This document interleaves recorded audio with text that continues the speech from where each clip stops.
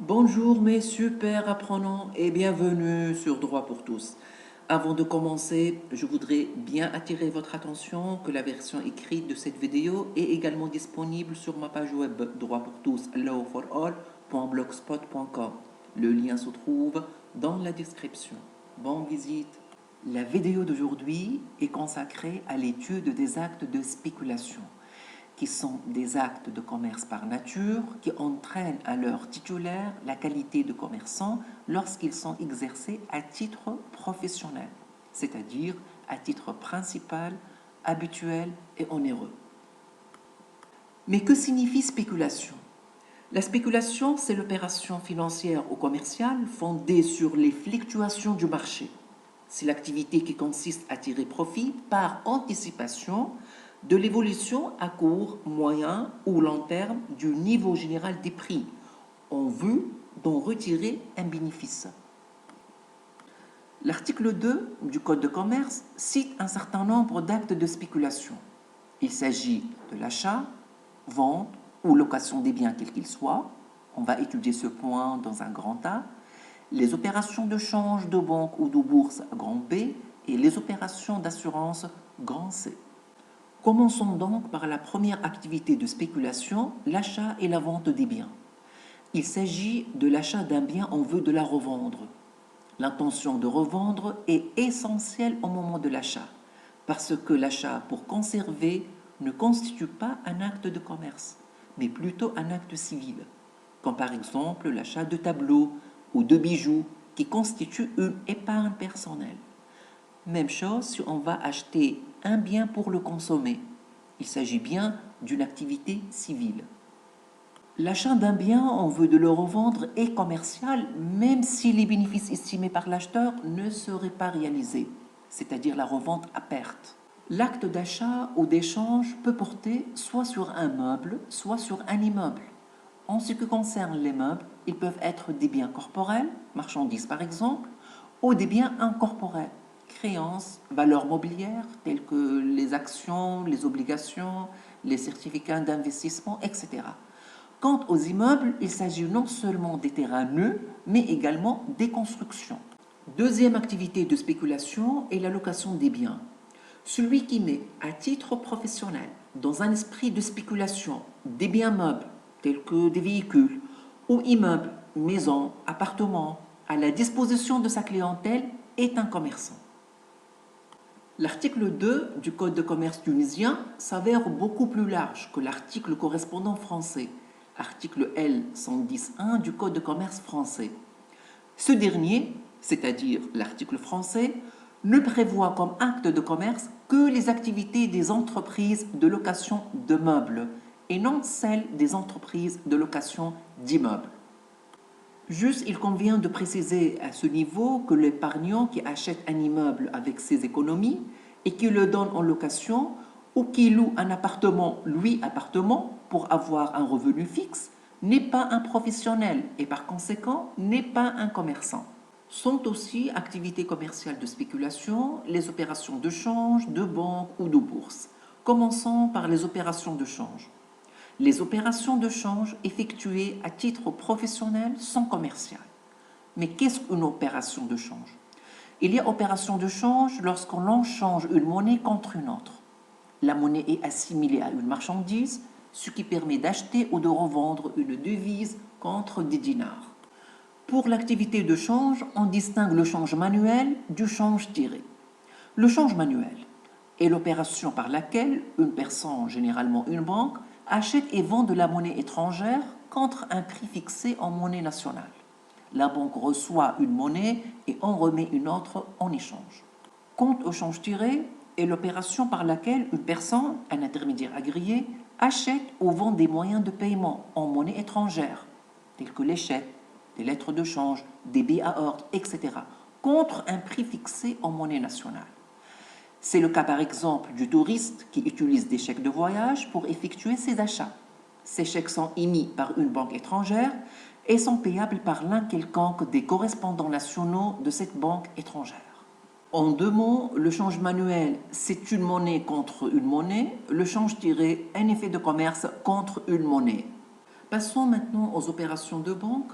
Les opérations bancaires sont des activités de spéculation parce qu'elles portent sur le commerce de l'argent et du crédit.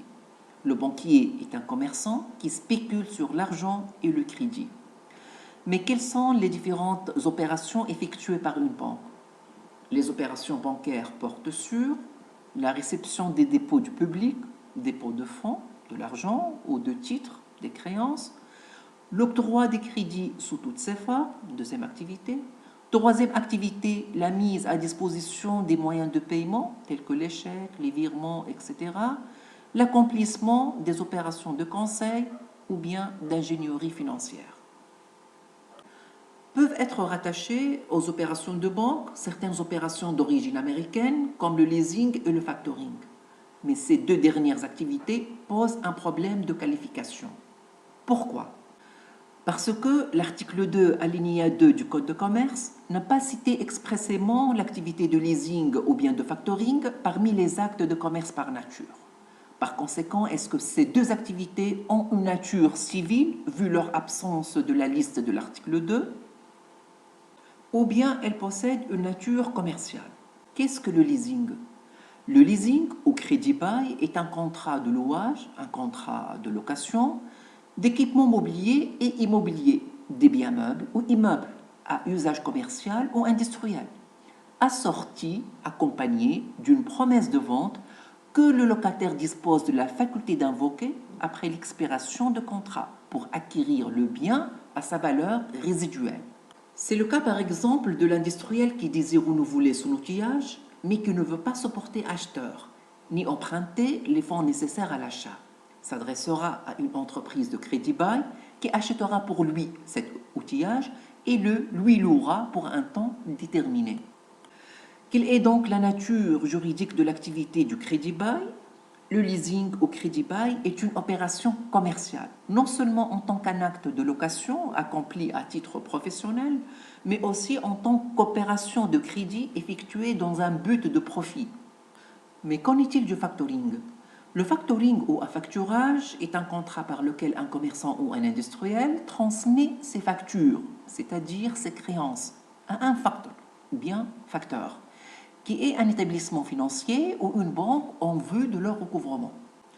Le facteur paye le montant de ses créances au commerçant ou à l'industriel à l'avance, puis il se charge de leur recouvrement auprès des débiteurs à ses risques et périls. Pour simplifier les choses, je vais vous donner un exemple. Supposons que je possède une lettre de change payable le 30 juin 2020. Par définition, la lettre de change est un moyen de crédit, dans la mesure où le paiement n'est possible qu'avec l'arrivée de l'échéance, sauf exception.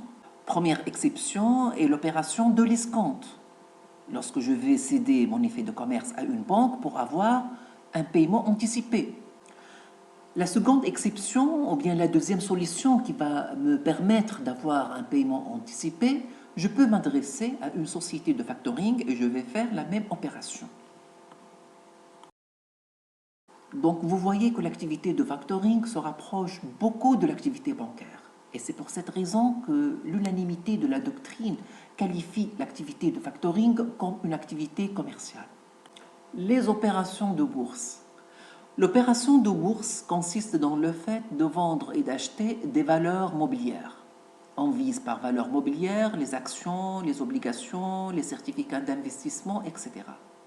Par l'intermédiaire des agents de change, c'est-à-dire par les intermédiaires en bourse, sous leur propre nom, mais pour le compte de leurs clients.